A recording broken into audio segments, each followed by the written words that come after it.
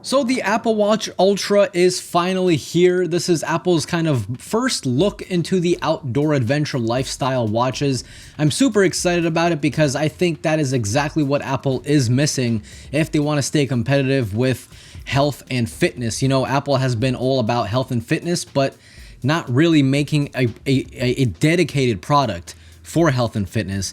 And which is perfect because over here, I do have the $1,000 Garmin Epix Generation 2. This battery goes up to 16 days, which is, I mean, that's really almost unheard of for an OLED watch with what it can do.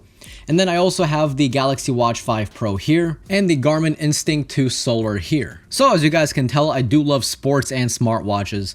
So let me go ahead and move these over to the side and we're gonna go ahead and take a look at the new Galaxy Watch Ultra. The outside paper, yeah, it's kind of what it feels like, paper. It feels like one of those project papers that you kind of used at school. It's like a very thick, heavy industrial paper. Very different, I should say. But there's someone's fingerprints on there. That's disgusting. But we're just gonna go ahead and ignore that. I did get the Apple Watch Ultra titanium case with the green Alpine loop, and that loop is in a small form factor because my wrists are tiny. This Apple Watch is also only LTE. You cannot get a Bluetooth only Apple Watch, so you only get the LTE model and Bluetooth. But good news is you don't have to actually use the LTE if you don't want to, so it's not like you have to sign up for any kind of service. So on the inside, we do... this is incredible. So this is why Apple is Apple. You know what I mean? Garmin, you know, this like I said, this watch right here, $1,000. You know what it came in? Hang on. You guys are going to laugh. This thing. That's it. That's all you get. That's it. You just open it up and the watch is there. That's it. Meanwhile, Apple kind of left me speechless with this entire like mountainous area kind of, you even get a little booklet inside, and the booklet inside also shows like all the different loops that they got, so you can buy some more if you want. Of course, it's $100 per loop, so enjoy. How you charge the watch, the digital crown, the side buttons, and then some little... I'm guessing this is like the warranty. Let me take it out. So I guess these are all your FCC labels and everything like that. So nothing really too crazy going on here, but the fact that they needed to put it in this little center, I mean, it just looks nice. It looks like you're unboxing a premium product, which for the money, you kind of are. But I do love how it just looks like, just right here from the top down view. I mean, that looks sick. That looks so sick. But anyway, let's move on. Let me put that off to the side. Let's take a look at the Apple Watch. So as you guys can tell, automatically the box is new. No more of that long, elongated box, the very narrow box. The Apple Watch Ultra gets its very own new style of box, so that's pretty sweet. Of course, we're going to unbox the Apple Watch first because I think that's what many people want to see, including myself. Oh, yep, this is nice. So designed by Apple in California, and here you have coordinates, I assume, to the Apple that little spaceship looking building that they got going on. I don't know, if you guys want, you can Google the coordinates yourselves and kind of check it out for your own. But let's take a look at this massive watch, man. That already looks way too big. Oh, whoa. Whoa, this is... I think I'm crazy. I think the Apple Watch by itself weighs as much as the Epix with the band. That's pretty wild. I didn't expect it to be this much of a chonker. But let's go ahead and unwrap it. And here you go. Here is the Apple Watch Ultra. Whether you like it or not, that little thing right there, yeah, it does protrude out. Apparently, it's supposed to help against accidental clicks of the dial, so you don't accidentally start or stop a workout as you're maybe putting it on, putting a jacket on through your wrist and stuff like that. But I mean, overall, the looks, of course, you do get that flat display. That's a nice little addition. Now, I'm pretty sure the back of the Apple Watch is ceramic. So this entire back portion is ceramic, which is kind of different from the plastic portion, which gets pretty gross on the Galaxy Watch over here. And then as well as on the Epix, this is actually titanium back. So this is titanium. On the Apple Watch, it's ceramic, and then titanium goes around the actual bezel of the watch itself. So the back of it is ceramic. And for further proof, you can see the text right there, titanium and ceramic case. So you are paying for more premium details on the Galaxy, or I'm sorry, on the Apple Watch, because like I said, on the Galaxy Watch, the only titanium part is the actual border of this little frame right here. So the actual backing is just plastic. You also do get that new 3 microphone array. This is the depth and temperature sensor of the water. This is your first mic. This is your second mic. And then you got your third mic here. So this is going to be excellent for phone calls and especially for noise cancellation. And then this is the brand new speaker, which lets out that incredibly loud, I believe 86 decibels. I'm actually excited to try that out in this video. So if you guys want, stay tuned. That digital crown is massive and it looks way more rugged than a normal Apple Watch does. The little teeth are way more teeth-like, if that makes sense. I'm just gonna shut up. But it feels very good to spin, very smooth. Now you got that side button there, and then of course you do got that new action button, which is reprogrammable. That's pretty sweet, not gonna lie. I could have sworn Apple would be that company that does not allow you to reprogram what you want, but here we go. So let's go ahead and turn this on, and while it's loading, I'm gonna go ahead and take out the loop, where is it? This one right here. And we're gonna go ahead and take a look at this as well. So here we have a quick graphic showing you how to put the loop on. So just in case you are wondering which side goes on which side of the Apple Watch, well, you do get this graphic. So this is what the Alpine loop looks like. And it is actually quite stretchy. I thought it was gonna be way more stiff, and I like the stretch. The stretch will actually help with accurate heart rate sensors. And then this little metal clasp right here is actually titanium.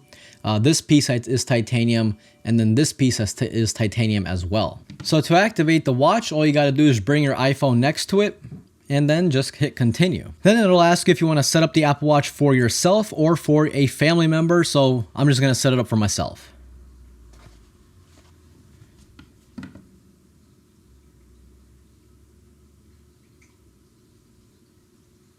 And that's it.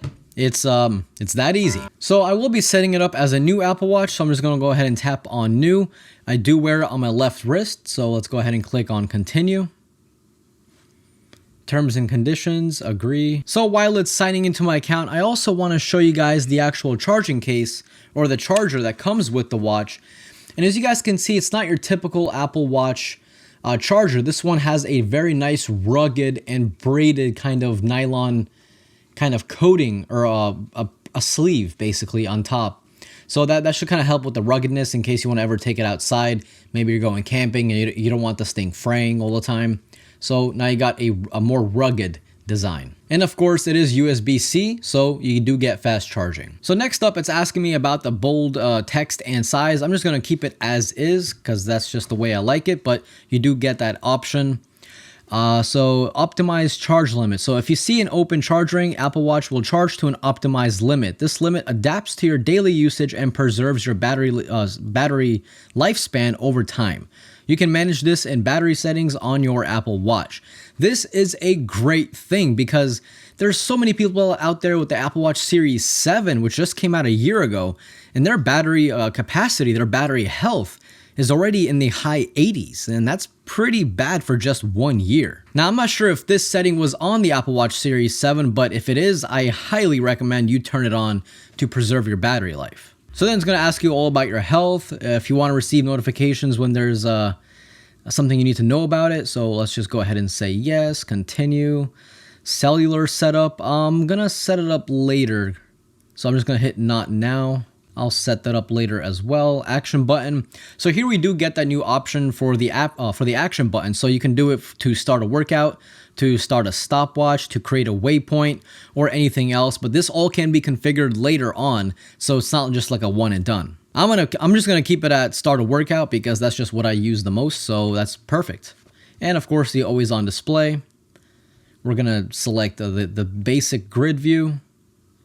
And then now the Apple Watch is syncing. So while the Apple Watch is synchronizing, I'm gonna show you guys how to take this loop off. So it's kind of self-explanatory. You just kind of twist it like this, then you pull it out. Then you can kind of put this into any one of those little holes right there, and that's it. With the Apple Watch on my wrist, this is kind of how it looks like. So my wrists are, like I said, they're pretty tiny. So the fact that this 49 millimeter watch kind of fits perfectly. Like you can see the edge of the watch is lining up with the edge of my hand over here, as well as on the top. So I would say if your hands or if your wrists are any smaller than this number right here, this watch may not be for you. In terms of weight, I don't really feel it now that I have it on my wrist. It kind of just feels natural. It kind of feels very similar to, like I said, the Garmin Epics that I have here as well. So it kind of feels about the same as this when it's actually on your wrist. But this band, man, yo, this is comfortable. Like this is super comfortable. It doesn't really stop your wrist from flexing, which is fantastic because I hate bands that are so stiff that if you do this, it just kind of crunches right here and it doesn't really let you bend your wrist. But this one doesn't really get in the way at all. It's really nice. But then again, it is $100, so, you know, yeah. So now that the watch is finally done synchronizing, we can take a look at the new watch face that is only for the Galaxy, or not the Galaxy, the Apple Watch Ultra, because this is not a Samsung product. And then here you have the always-on display. Now, if you turn the dial upward, you will enter kind of night mode. So red lights are very good for your eyes when you're outside. It doesn't blind you, so you can continue having your night vision outside, all while still getting the same exact information. But keep in mind, not a lot of reviewers tell you this, but keep in mind, this only works on this watch face. No other watch faces support this red feature. Okay, now I've been waiting for this moment forever. I really want to check out this decibel siren. So I'm pretty sure you just hold down the, I think it's this button over here. If you hold it down, yep, siren. So you get the option for siren and emergency call. So let's go ahead and do the siren. Oh, wow.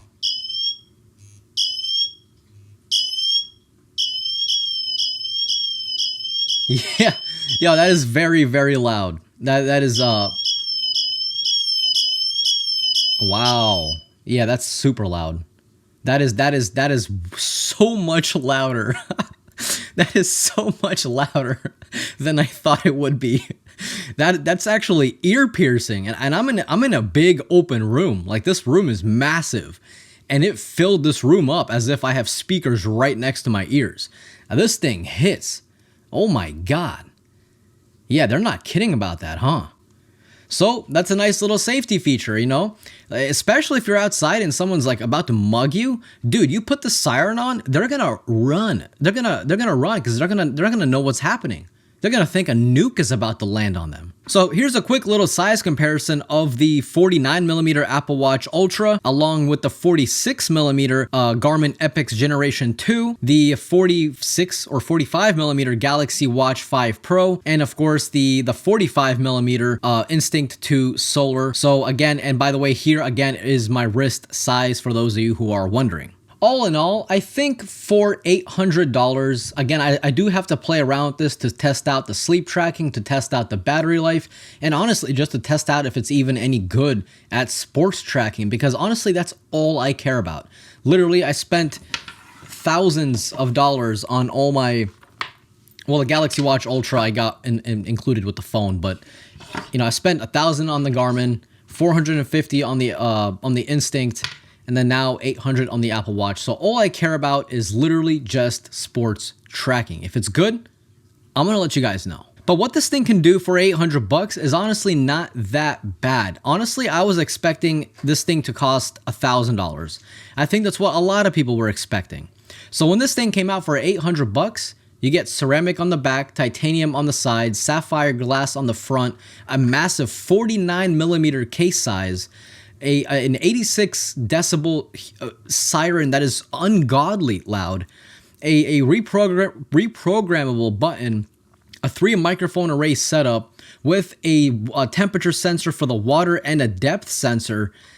I mean, honestly, $800 almost seems kind of cheap for this watch, and I just gotta be honest. But again, how well will it do with battery life and sports tracking? That's what I care about. So what do you guys want to know about the Apple Watch Ultra? Let me know down below, and I will include that in my full review of this watch. And I'm gonna go in depth, baby. I'm gonna go in so deep. Oh well, that just oh god, that sounded so bad. YouTube, please do not demonetize me. But anyway, I'm gonna cover this watch from head to toe. Oh god, today's just not my day, huh? I'm gonna do a full review of this watch soon, guys. So if you guys want, definitely subscribe if you haven't already, and hit that thumbs up button to be notified when that video goes live. This was Mark from Mark's Tech. Adios.